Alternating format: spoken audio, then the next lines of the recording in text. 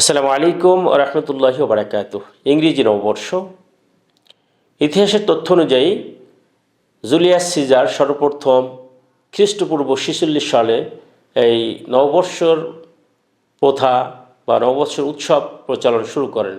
এর পরবর্তীতে 1582 খ্রিস্টাব্দে পহেলা জানুয়ারি থেকে এই খ্রিস্ট নববর্ষ পালন শুরু করা হয় এবং তা আস্তে আস্তে সমগ্র ইউরোপ সহ সমগ্র পৃথিবীতে ছড়িয়ে পড়ে।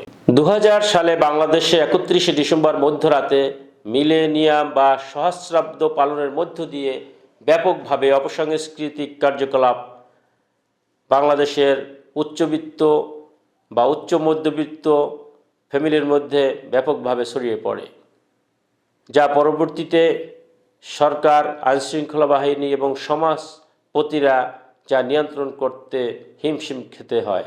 এমনকি গত বছর দেখেছি এর কারণে এর মধ্যে এমন কিছু আয়োজন করা হয়, উচ্চ বাদ্যযন্ত্র বাজানো, নৃত্য, অশ্লীলতা, বেহায়াপনা, উলঙ্গপনা, ডিজে পার্টি, অশ্লীল খাবার পরিবেশন সহ অবাধ মেলামেশার সুযোগে দেশের যুবক যুবতীরা এর মধ্যে হারিয়ে যাচ্ছে।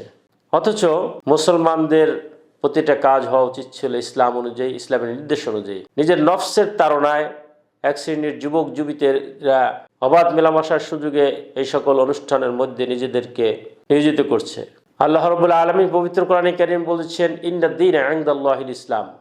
আল্লাহর মনোনীত একমাত্র জীবন ব্যবস্থার নাম ইসলাম। আল্লাহ রাব্বুল আলামিন পবিত্র কোরআনে কারীমের অন্যতে বলছেন, ওয়ামাই ইয়াত্তাবি গায়রাল ইসলাম দীনান ফালাই ইকবালা মিন ওয়া হুয়া ফিল আখিরাতি মিনাল খাসিরিন। যে যারা ইসলাম ছাড়া অন্য কোনো ধর্মকে, অন্য কোনো জীবন ব্যবস্থাকে নিজেদের জীবন ব্যবস্থায় সংযুক্ত করবে, গ্রহণ করবে, তাদের থেকে তা গ্রহণ করা হবে না এবং আখিরাতে তারা হবে ক্ষতিগ্রস্তদের অন্তর্ভুক্ত।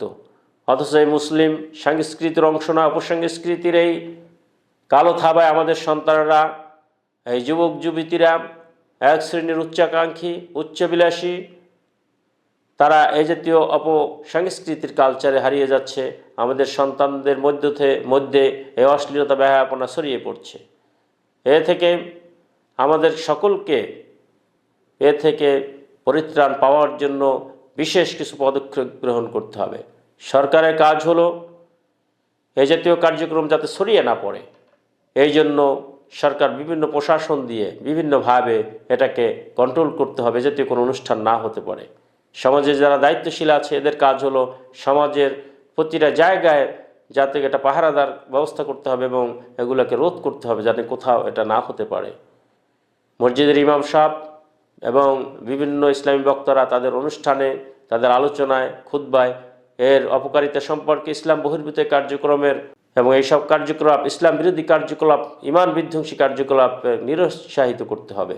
এবং যারা গার্ডিয়ান রয়েছেন, অভিভাবক রয়েছেন, তারা তাদের দায়িত্বের জায়গা থেকে তাদের ছেলে সন্তান, স্ত্রী, পরিবার, পরিজন সকলকে এই কার্যক্রমে যাতে কোনোভাবেই অংশগ্রহণ করতে না পারে এ ব্যাপারে খেয়াল রাখতে হবে এবং এর অপকারিতা সম্পর্কে তাদেরকে সজাগ করতে হবে। সর্বোপরি ইসলামী শিক্ষা, ইসলামী আদর্শ, নৈতিকতা, ইসলামী নৈতিকতা বোধ, ইসলামী শিক্ষাকে সমাজে, ঘরে, পরিবারে সব জায়গায় চালু করলেই এই জাতীয় এই অপসংস্কৃতির আগ্রাসন থেকে আমরা মুক্তি হতে পারবো। আল্লাহ রাব্বুল আলামিন আমাদেরকে পরিপূর্ণভাবে ইসলাম বোঝা, ইসলাম শিক্ষা, ইসলাম বোঝা এবং ইসলাম অনুযায়ী আল্লাহ রাব্বুল আলামিনের পরকালমুখী জীবন অনুযায়ী আমাদের জীবনকে গঠন করার মতো তৌফিক দান করুন। হাযা মা ইনদি ওয়াল ইলমু ইনদাল্লাহ, আলাইহি তাওয়াক্কালতু ওয়া ইলাইহি উনীব। আসসালামু আলাইকুম ওয়া রাহমাতুল্লাহি ওয়া বারাকাতুহু।